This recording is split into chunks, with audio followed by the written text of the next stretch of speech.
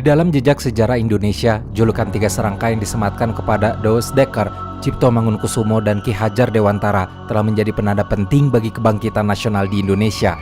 Mereka tiga tokoh intelektual yang berani menentang penjajahan Belanda dan mengobarkan semangat nasionalisme di hati rakyat Indonesia yang saat itu sedang dalam kondisi terpuruk karena penindasan yang dilakukan oleh pemerintah kolonial. Tiga serangkai hadir dengan memberikan gagasan-gagasan progresif dan menanamkan semangat persatuan kepada rakyat melalui tulisan, organisasi, hingga aksi nyata. Bagaimana perjuangan tiga serangkai dalam membela tanah air, dan apa saja peran, pemikiran, dan kontribusi tiga serangkai dalam membentuk fondasi nasionalisme Indonesia? Kali ini kita akan membicarakan sepak terjang tiga serangkai untuk memahami perannya dalam kemerdekaan Indonesia.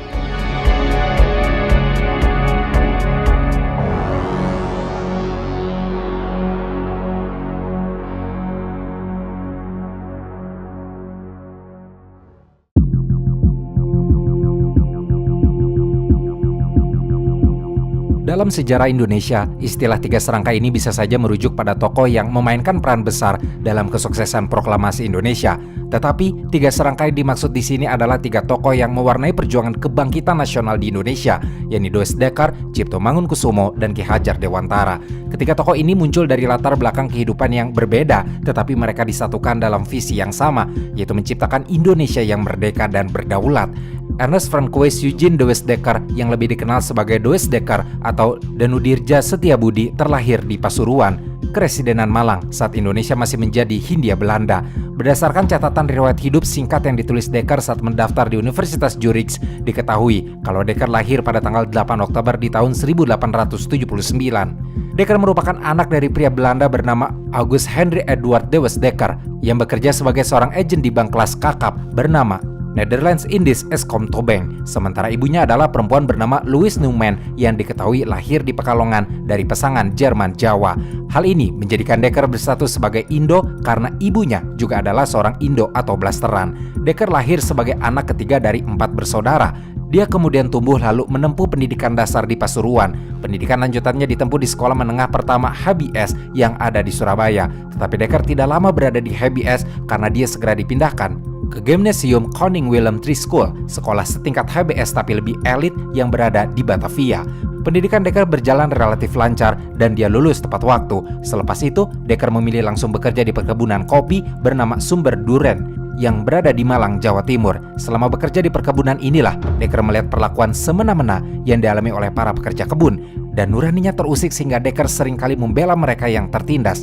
Apa yang dilakukan Dekker ini ternyata membuatnya kurang disukai oleh rekan-rekan kerjanya sendiri. Tetapi dia jelas disukai oleh para pekerja kebun yang menjadi bawahannya. Masalahnya, konflik Dekker dengan rekan-rekan kerjanya, termasuk dengan manajernya, membuat dia dimutasi ke perkebunan tebu Pajrakan yang ada di Kraksaan, Probolinggo, Jawa Timur untuk menjadi laboran. Di tempat baru pun konfliknya tidak berubah. Dekker kembali bermasalah dengan manajernya karena urusan pembagian irigasi untuk perkebunan tebu dan padi petani lokal, sehingga akhirnya Dekker dipecat karena dianggap mengganggu perkembangan perusahaan.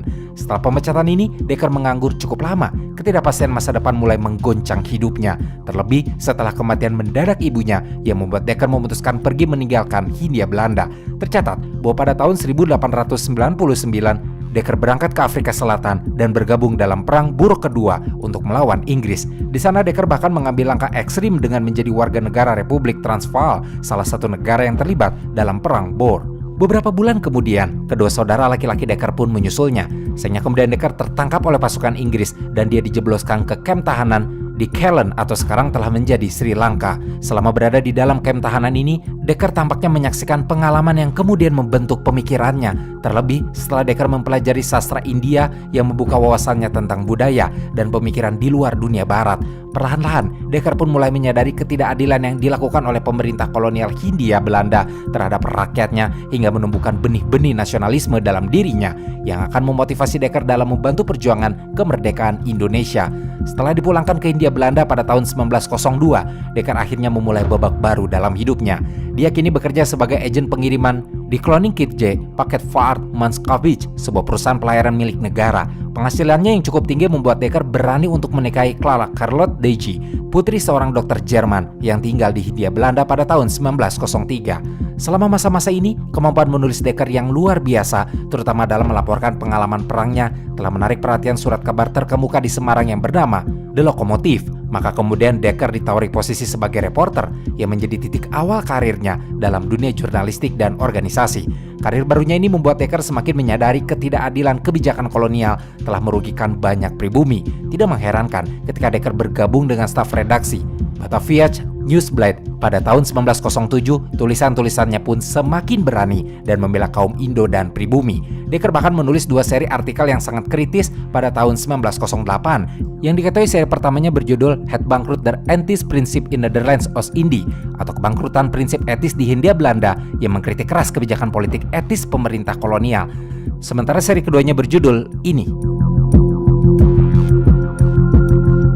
atau dalam versi Jerman dikenal dengan judul Hollands Kolonialer Untergang, yang memiliki arti bagaimana caranya Belanda dapat segera kehilangan koloni-koloninya, yang isinya merupakan kritikan tajam terhadap kebijakan kolonial. Tulisan-tulisan tersebut pada puncaknya membuat Dekker menjadi target pengawasan intelijen penguasa.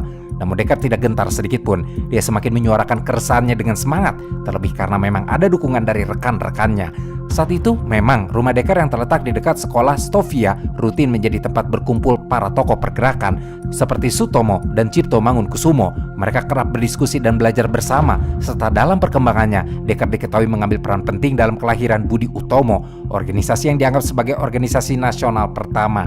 Selain itu, Dekker yang menaruh perhatian besar pada bidang pendidikan juga turut mendirikan Indische University Vereniging atau IUV pada tanggal 8 Maret di tahun 1910. IUV ini merupakan sebuah badan penggalangan dana untuk mendirikan universitas di Hindia Belanda yang anggotanya terdiri atas berbagai kalangan termasuk orang Belanda, orang Indonesia, bangsawan Banten, dan perwakilan organisasi pendidikan Tionghoa THHK. Sementara itu, tokoh 3 serangkai lainnya yang sudah lebih dulu dikenal Dekker adalah Cipto, yang pada saat itu sudah berprofesi sebagai dokter dan sangat aktif dalam pergerakan sosial. Dia dilahirkan pada tanggal 4 Maret di tahun 1886 di desa Panyangakan, Kabupaten Jepara, yang berada dalam wilayah Kresidenan Jepara. Cipto adalah putra sulung dari Mangunkusumo yang diketahui merupakan seorang priai rendahan dalam struktur masyarakat Jawa. Ayahnya memulai karir sebagai guru bahasa Melayu di Sekolah Dasar Ambarawa, kemudian menjadi kepala sekolah di Semarang, dan akhirnya bekerja di administrasi Dewan Kota Semarang. Sementara itu, ibu Cipto berasal dari keluarga tuan tanah di Mayong, Jepara. Meskipun keluarga Mangunkusumo ini tidak termasuk golongan priai tinggi, tetapi ayah Cipto berhasil menyekolahkan anak-anaknya ke jenjang pendidikan yang tinggi. Cipto sendiri menempuh pendidikan awalnya di Stovia. Selama bersekolah di sini, Cipto sudah mulai menunjukkan perbedaan mencolok jika dibandingkan dengan teman-temannya. Sebagai seorang anak, dia dikenal sebagai pribadi yang jujur, cerdas, dan rajin. Sampai guru-gurunya bahkan menjulukinya dengan sebutan "En begaf leerling", yang berarti murid berbakat. Sayangnya di balik kecemerlangan akademisnya, Cipto justru merasa terasing di lingkungan sekolahnya tersebut. Cipto berbeda dengan teman-teman sebayanya yang gemar berpesta.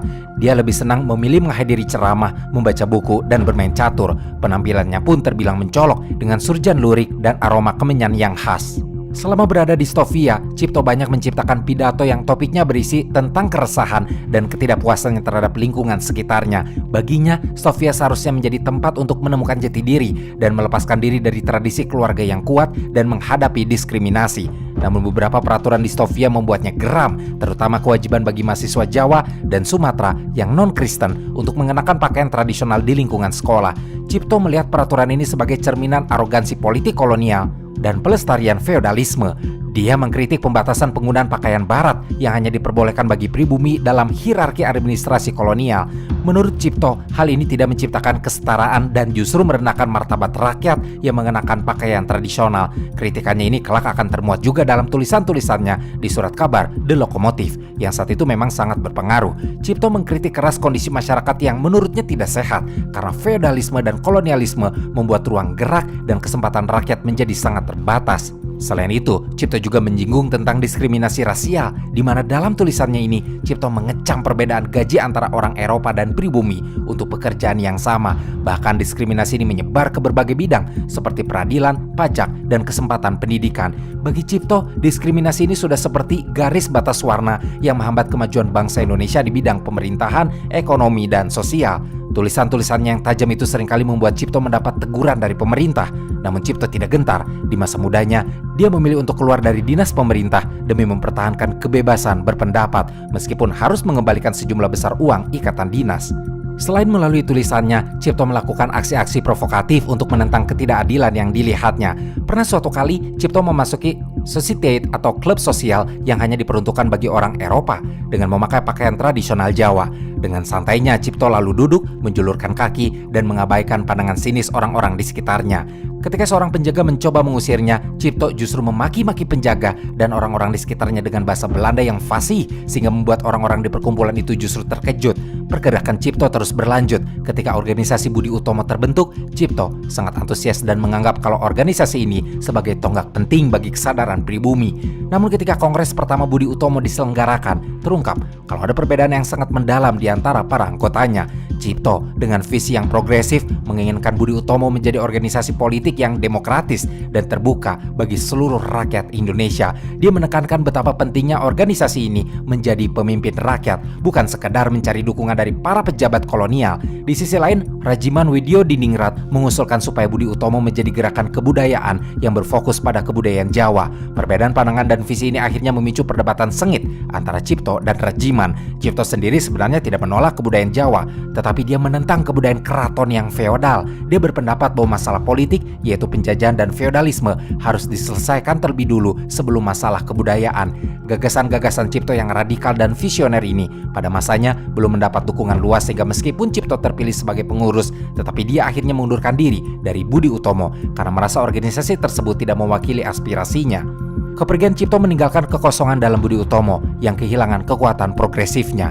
Tokoh tiga serangkai berikutnya adalah Ki Hadjar Dewantara. Nama aslinya adalah Raden Masuwardi Suryaningrat.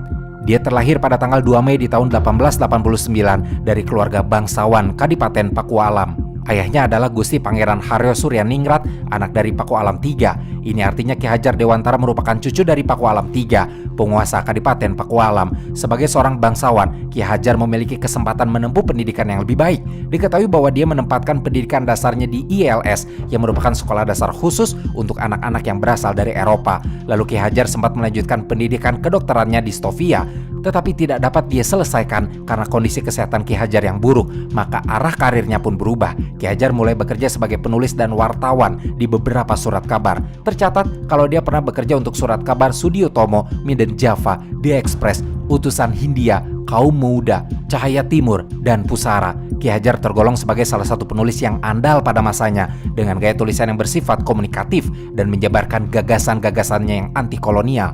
Selain hebat sebagai seorang wartawan muda, Ki Hadjar juga aktif dalam organisasi sosial dan politik. Sejak berdirinya Budi Utomo, dia aktif di seksi propaganda untuk mensosialisasikan dan mengunggah kesadaran masyarakat Indonesia, khususnya masyarakat Jawa, pada waktu itu mengenai pentingnya persatuan dan kesatuan dalam berbangsa dan bernegara. Kongres pertama Budi Utomo yang berlangsung di Yogyakarta juga diorganisasi olehnya. Ki Hadjar Muda juga ikut menjadi anggota organisasi Insulinde, suatu organisasi multi etnik yang didominasi oleh kaum Indo yang ingin memperjuangkan pemerintah sendiri di Hindia Belanda atas pengaruh Dekker.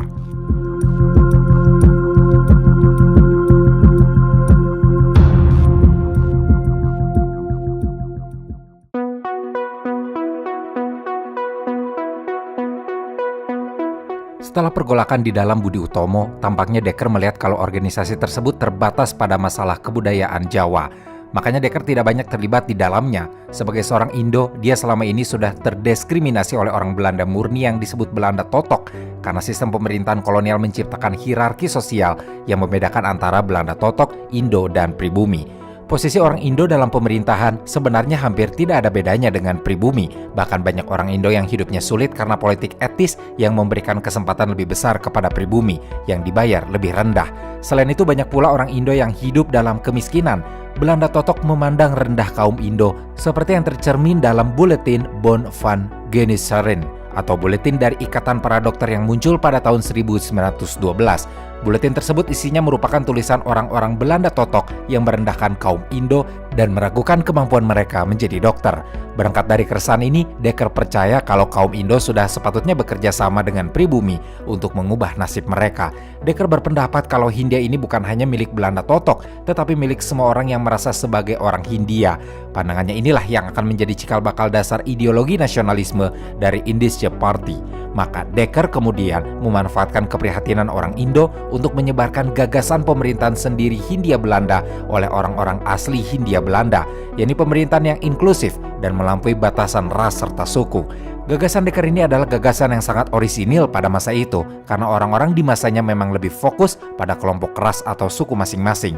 Melalui organisasi Indisbond dan Insulin, akhirnya Dekker mempromosikan visi Indi atau Hindia baru yang dipimpin oleh warganya sendiri. Namun idenya ini hanya mendapat sedikit dukungan dari kalangan Indo yang sebagian besar lebih memilih status quo. Meski begitu, Dekker tetap melanjutkan idenya dengan mendirikan Indische Party pada tahun 1912 bersama dengan Cipto dan Ki Hajar. Partai ini merupakan partai nasionalis inklusif yang mendapat dukungan luas, terutama dari kalangan Indo, Tionghoa, dan pribumi. Sebelum bergabung dengan pendirian Indische Party, diketahui kalau Cipto sudah membuka praktik dokter di Solo dan berperan penting dalam memberantas wabah pes di Malang pada tahun 1911. Jasanya dihargai dengan bintang emas dari pemerintah kolonial. Selama itu pula Cipto terus aktif di dunia politik dan sempat mendirikan Raden Ajeng Kartini Club yang bertujuan untuk memperbaiki nasib rakyat. Ketika ditawari oleh Dekker untuk bergabung dalam Indische Party, Cipto menyambutnya dengan hangat. Dia melihat Dekker dan Ki Hajar sebagai rekan seperjuangan dalam visinya, serta menganggap bahwa Indische Party ini sebagai wadah yang tepat untuk memperjuangkan kepentingan seluruh rakyat Hindia Belanda tanpa memandang suku, golongan, dan agama. Maka kemudian di tahun yang sama dengan Indische Party berdiri, Cipto pindah ke Bandung supaya lebih dekat dengan Dekker dan dia bergabung dengan redaksi harian The Express dan majalah Het Tijdschrift. Di Bandung, organisasi Indo-Eropa seperti Indisbond dan Insulin sudah lama berdiri.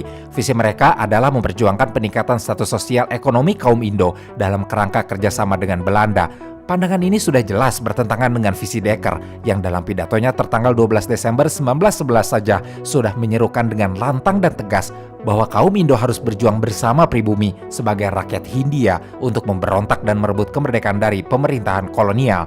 Pidato Dekker ini kemudian menginspirasi pembentukan Panitia 7 yang kemudian resmi mendirikan Indische Party pada tanggal 6 September 1912. Tiga tokoh penting, termasuk Dekker, melakukan perjalanan ke berbagai kota untuk mendirikan cabang partai dan mengadakan rapat-rapat yang dihadiri oleh berbagai organisasi. Dekker melalui pidato-pidatonya yang berapi-api ternyata berhasil menarik banyak pengikut dan pendukung.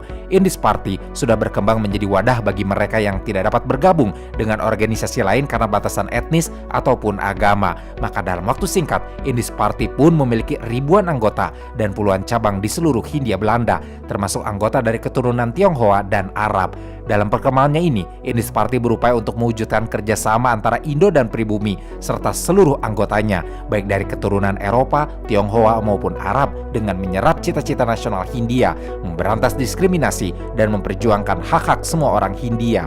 Di tanggal 25 Desember 1912, Indische Party yang semakin kuat pun mulai menetapkan anggaran dasar dan pengurus partai.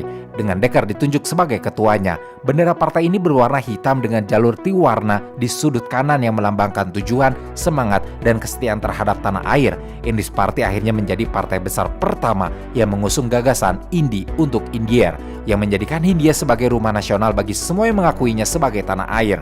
Gagasan ini yang dikenal sebagai Indis nasionalisme kemudian berkembang menjadi nasionalisme Indonesia melalui Perhimpunan Indonesia dan Partai Nasional Indonesia.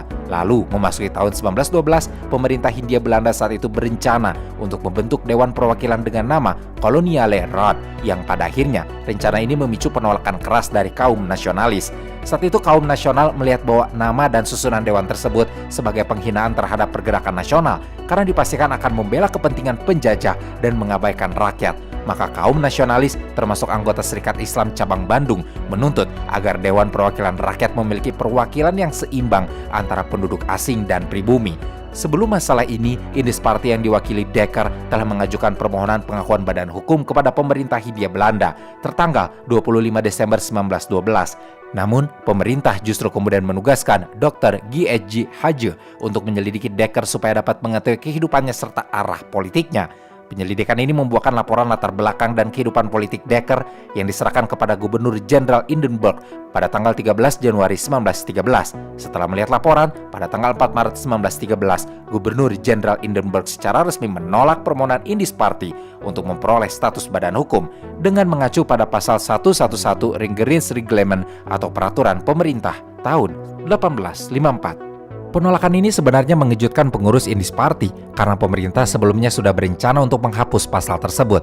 Tetapi kini mereka gunakan lagi demi kepentingannya. Maka setelah penolakan, Dekker dan pengurus Indies Party mencoba mengubah pasal 2 anggaran dasar partai dan mengajukan permohonan kembali. Namun permohonan mereka kembali ditolak pada tanggal 11 Maret 1913 dengan alasan bahwa perubahan pasal tidak mengubah dasar dan jiwa organisasi.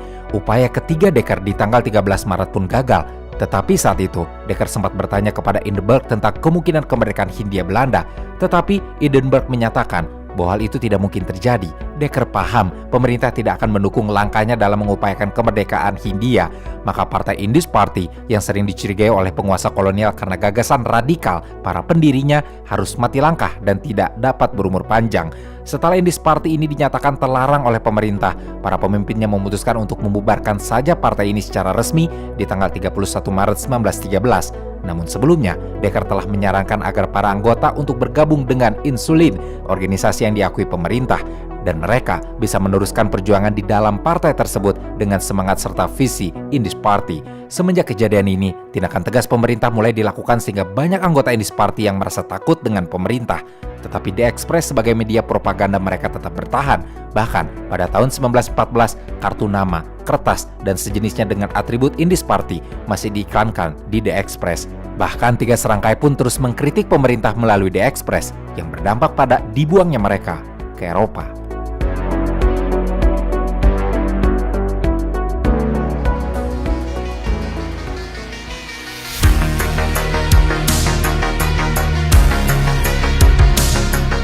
Pada bulan November di tahun 1913, tahun yang sama dengan dibubarkannya Indies Party, Belanda merayakan 100 tahun kemerdekaannya dari Prancis. Perayaan besar-besaran ini juga diadakan di Hindia Belanda. Dan saat itu pemerintah Hindia Belanda berniat mengumpulkan sumbangan dari warga, termasuk dari pribumi, untuk perayaan kemerdekaan. Rencana ini memicu reaksi keras dari kalangan nasionalis. Cipto sendiri menganggapnya sebagai penghinaan terhadap rakyat pribumi yang sedang dijajah Belanda. Maka kemudian Cipto bersama Ki Hajar mendirikan Komit Bumi Putra untuk menentang perayaan tersebut.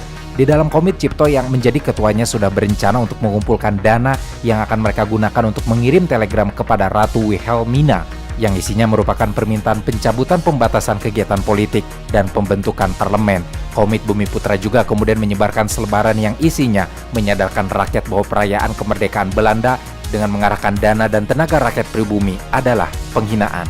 Aksi protes ini mencapai puncaknya di tanggal 19 Juli di tahun 1913 ketika harian The Express pimpinan Dekker menerbitkan artikel Ki Hajar yang saat itu baru berusia 24 tahun. Artikelnya berjudul Als ik een Nederland was, yang artinya seandainya aku seorang Belanda. Artikel tersebut berisi kritik pedas terhadap rencana pemerintah Belanda di mana salah satu kutipan terkenalnya berbunyi, "Sekiranya aku seorang Belanda, aku tidak akan menyelenggarakan pesta-pesta kemerdekaan di negeri yang telah kita rampas sendiri kemerdekaannya." Sejajar dengan jalan pikiran itu, bukan saja tidak adil, tetapi juga tidak pantas untuk menyuruh si inlander memberikan sumbangan untuk dana perayaan itu. Ide untuk menyelenggarakan perayaan itu saja sudah menghina mereka, dan sekarang kita keruk pula kantongnya. Ayo, teruskan saja penghinaan lahir dan batin itu. Kalau aku seorang Belanda, hal yang terutama menyinggung perasaanku dan kawan-kawan sebangsaku ialah kenyataan bahwa inlander diharuskan ikut mengongkosi suatu kegiatan yang tidak ada kepentingan sedikit pun baginya. Saya terangkan dan nyatakan bahwa maksud Belanda untuk merayakan hari kemerdekaannya di Indonesia itulah suatu perbuatan yang tidak sopan. Tulisan ini jelas membuat para pejabat Belanda menjadi marah. Beberapa dari mereka bahkan meragukan keaslian artikel tersebut dengan menduga serta menuduh bahwa Dekker memanas-manasi Ki Hajar untuk menulis dengan gaya yang provokatif. Keesokan harinya Cipto makin membuat panas situasi dengan menulis artikel di The Express juga yang mendukung Ki Hajar untuk memboikot perayaan kemerdekaan Belanda. Akibat tulisan ini, Ki Hajar dan Cipto akhirnya ditangkap atas perintah Gubernur Jenderal Hindenburg pada tanggal 30 Juli di tahun 1913. Ki Hajar sendiri akan diasingkan ke Pulau Bangka, namun kedua rekannya Dekker dan Cipto melakukan protes keras sehingga akhirnya mereka bertiga diasingkan ke Belanda pada tanggal 18 Agustus di tahun 1913. Ketika tiga serangkai ini berada dalam pengasingan di Belanda, mereka terus melakukan aksi politik melalui propaganda Indies Party. Mereka bahkan menerbitkan majalah The Indier untuk menyadarkan masyarakat Belanda dan Indonesia di sana tentang kondisi di tanah jajahan. Majalah ini secara jelas dan berani mengkritik berbagai kebijakan pemerintah Hindia Belanda di Indonesia. Akhirnya, kehadiran mereka di Belanda ini justru berdampak kuat pada organisasi mahasiswa Indonesia di sana yang dikenal dengan Indies Vereniging. Organisasi ini awalnya merupakan perkumpulan sosial, tetapi dengan kehadiran Dekker, Cipto, dan Ki Hajar mulai berkembang mengadopsi konsep-konsep baru tentang kemerdekaan Hindia dari Belanda dan pembentukan negara Hindia yang diperintah oleh rakyatnya sendiri. Pengaruh tiga serangkai pun kian kuat dengan terbitnya jurnal Indies Vereniging yang dinamai Hindia Putra pada tahun 1916. Ki Hajar sendiri mendirikan Indonesische Persbureau atau Kantor Berita Indonesia, sebuah kantor berita yang menjadi istilah Indonesia pertama kali digunakan dalam penggunaan formal, di mana istilah ini sebelumnya dicetuskan oleh George Winston Earl dan James Richardson Logan di Belanda. Para tokoh tiga serangkai ini terus mengalami perkembangan juga. Ki Hajar bahkan mulai merintis cita-citanya untuk memajukan kaum pribumi melalui pendidikan. Dia mempelajari ilmu pendidikan hingga meraih Europes Acta, yakni ijazah pendidikan bergengsi yang kelak menjadi dasar bagi pendirian lembaga pendidikan taman siswa. Dekker sendiri dalam pengasingannya mengambil program doktor dalam bidang ekonomi di Universitas Zurich, Swiss. Dia tinggal bersama keluarganya yang lebih memilih berada di Eropa dibandingkan Hindia Belanda.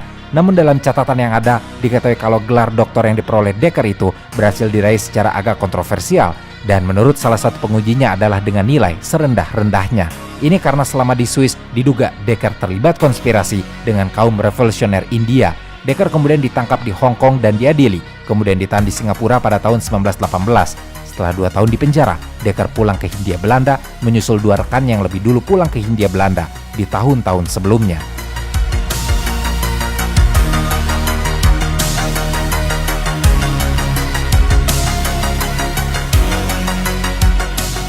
Dari tokoh tiga serangkai yang pulang lebih dulu ke Hindia Belanda adalah Cipto yang diperbolehkan pulang kembali ke Jawa pada tahun 1914 karena alasan kesehatan. Semenjak kepulangannya dia bergabung dengan Insulin, perkumpulan yang berdiri menggantikan Indies Party. Di Insulin ini, Cipto menjadi anggota pengurus pusat yang aktif melakukan propaganda, terutama di wilayah pesisir utara Jawa. Dalam kegiatan propagandanya, Cipto menggunakan berbagai media seperti majalah Guntur Bergerak, surat kabar The Beweging, Majapahit, dan Pahlawan. Berkat propagandanya ini, jumlah anggota Insulin pun meningkat pesat, yang awalnya hanya berjumlah 1.009 anggota pada tahun 1915, kemudian menjadi 40.000 anggota pada bulan Oktober di tahun 1919.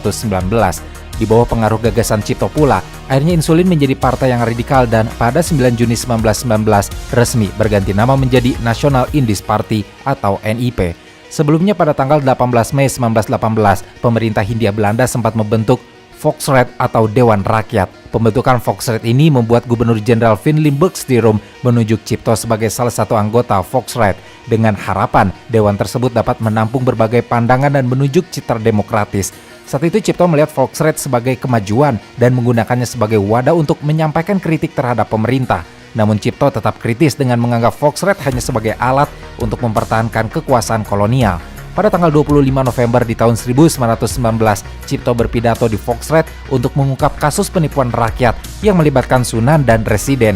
Dia memaparkan bahwa pinjaman 12 gulden dari Sunan harus dibayar dengan kerja paksa di perkebunan yang setara dengan 28 gulden. Pidato ini membuatnya kembali bermasalah dan dianggap sebagai ancaman berbahaya oleh pemerintah Hindia Belanda.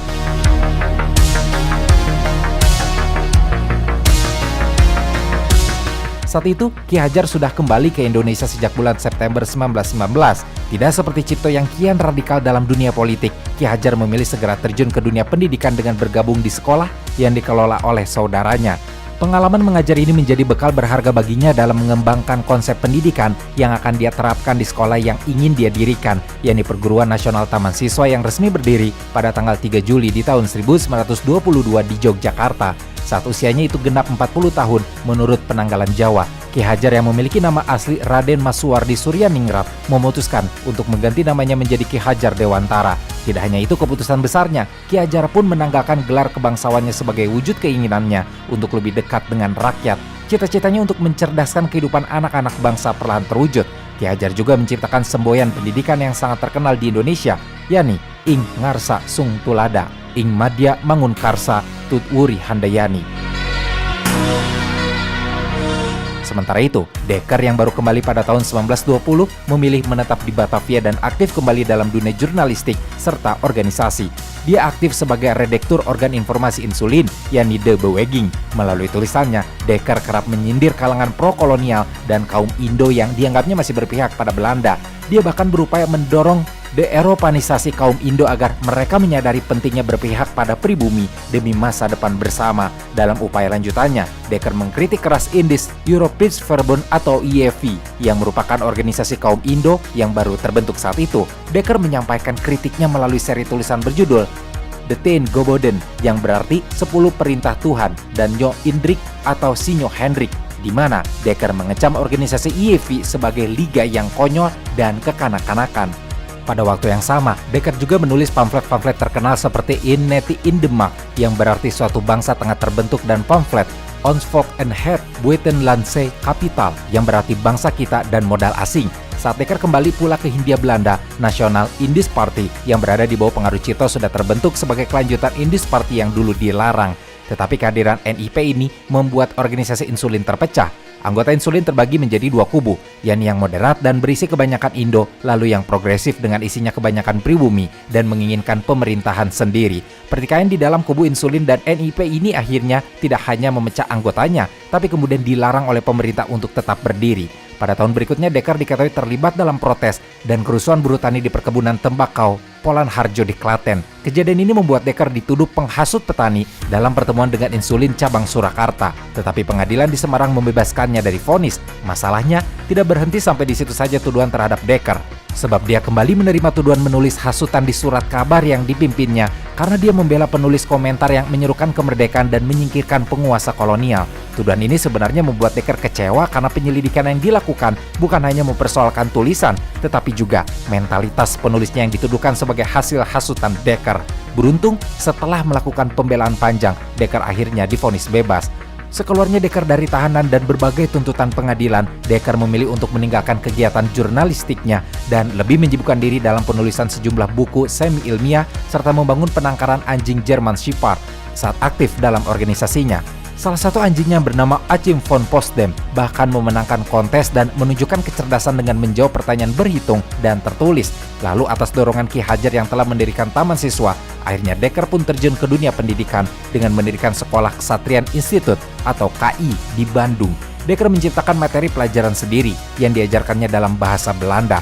Sekolahnya juga kemudian mengembangkan pendidikan bisnis yang memasukkan pelajaran sejarah Indonesia dan dunia yang ditulis oleh Dekker. Namun, materi pelajaran sejarahnya yang anti-kolonial dan lebih pro-Jepang menyebabkan buku-bukunya disita dan dibakar oleh pemerintahan Keresidenan Priangan pada tahun 1933. Saat itu memang Jepang sedang memperluas pengaruhnya di Asia Timur dan Dekker tampaknya lebih mendukung Jepang. Dampaknya, Dekker pun dilarang mengajar meskipun dia tetap berada dalam struktur organisasi Kesatrian Institute. Lalu karena dilarang mengajar, Dekker berubah haluan dalam mencari nafkah dengan bekerja di kantor Kamar Dagang Jepang yang ada di Jakarta. Pekerjaan barunya ini membuatnya dekat dengan Muhammad Husni Tamrin, seorang wakil pribumi di Volksraad. Pada saat yang sama, pemerintahan Hindia Belanda yang masih trauma dengan pemberontakan komunis pada tahun 1927 baru mulai berjuang mengatasi masalah ekonomi akibat krisis keuangan di tahun 1929. Tapi tantangannya tidak hanya itu, pemerintah Hindia Belanda juga harus menghadapi perkembangan fasisme ala Nazi di kalangan warga Eropa dengan munculnya Nasional Socialistische Beweging atau NSB cabang Hindia.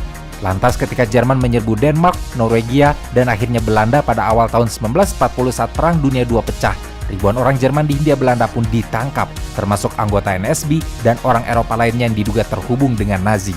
Dekker sendiri ikut diawasi oleh pemerintah kolonial, bahkan ikut dipenjara karena dianggap sebagai kolaborator Jepang, yang pada bulan September 1940 sudah mulai menyerang Indochina Prancis. Untuk memberatkan tuduhan penangkapannya, Dekker disebut sebagai komunis, sebuah tuduhan yang sering dilontarkan oleh pemerintah Belanda dan kolonial terhadap aktivis pro-kemerdekaan Indonesia.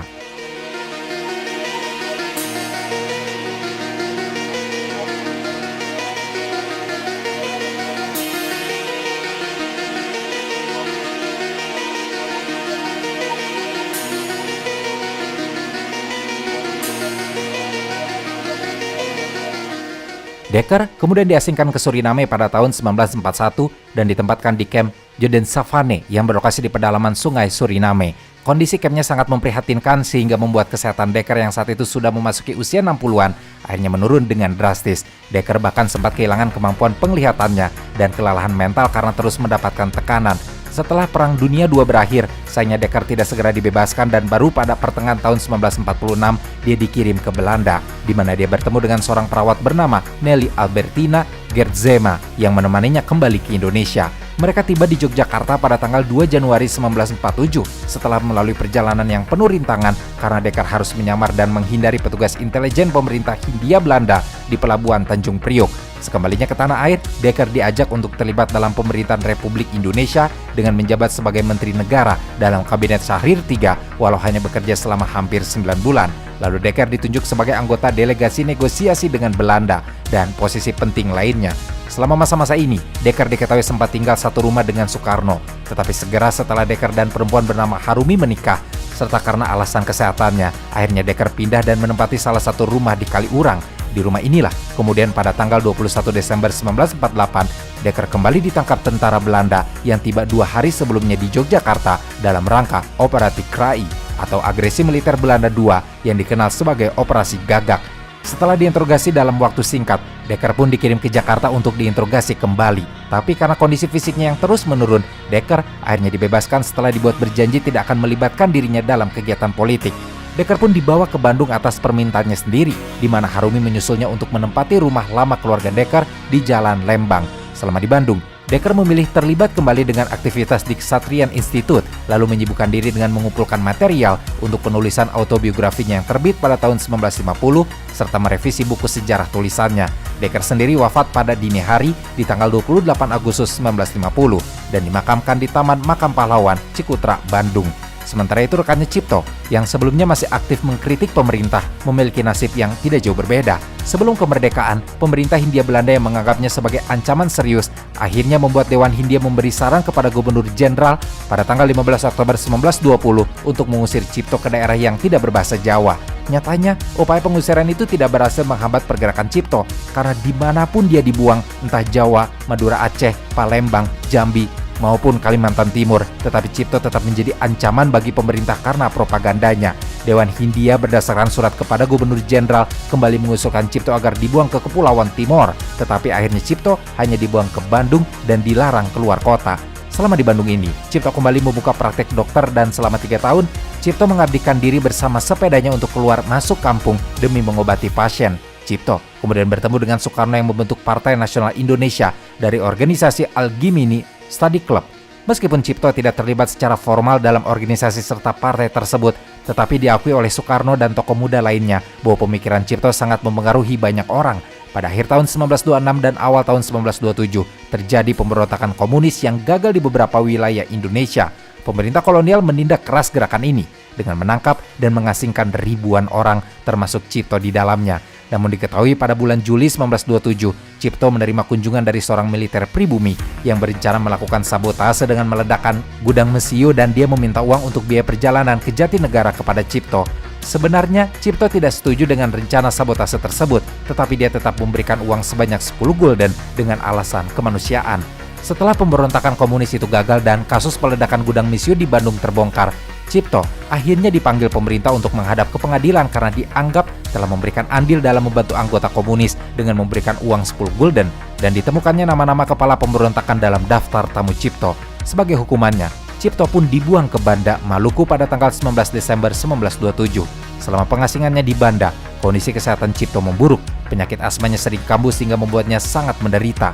Beberapa teman Cipto sudah berusaha membujuk pemerintah kolonial supaya membebaskannya. Tetapi karena pemerintah mengajukan syarat yang memberatkan, yakni Cipto harus menandatangani perjanjian yang menyatakan bahwa dia akan melepaskan hak politiknya ketika kembali ke Jawa, makanya Cipto menolak dengan tegas dan menyatakan bahwa dia lebih baik mati di Banda daripada harus mengkhianati perjuangannya sendiri.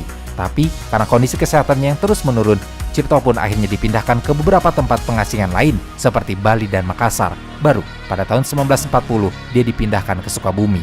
Sayangnya penyakit asmanya semakin parah sehingga membuat Cipto mengembuskan nafas terakhirnya di usia yang ke-57 tahun pada tanggal 8 Maret 1943 sebelum merasakan kemerdekaan Indonesia.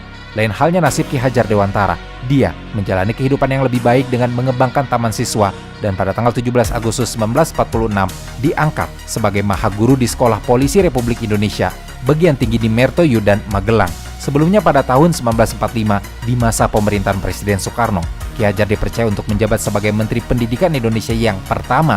Lalu pada tanggal 19 Desember 1956, Universitas Gadjah Mada menganugerahkan gelar Doktor Honoris Causa kepadanya. Jasa-jasanya dalam bidang pendidikan diakui secara luas dan dia ditetapkan sebagai Bapak Pendidikan Nasional. Hari kelahirannya, 2 Mei, diperingati sebagai Hari Pendidikan Nasional. Penetapan ini disahkan melalui Surat Keputusan Presiden Republik Indonesia Nomor 305 Tahun 1959 yang juga menetapkannya sebagai Pahlawan Nasional Indonesia. Surat keputusan tersebut diterbitkan pada tanggal 28 November 1959. Ki Hajar Dewantara wafat di Yogyakarta pada tanggal 26 April 1959 di Padepokan Ki Hajar Dewantara. Jenazahnya disemayamkan di Pendapa Agung Taman Siswa sebelum dimakamkan di Taman Wijaya Brata pada tanggal 29 April 1959. Upacara pemakamannya saat itu dipimpin oleh Soeharto yang bertindak sebagai inspektur upacara.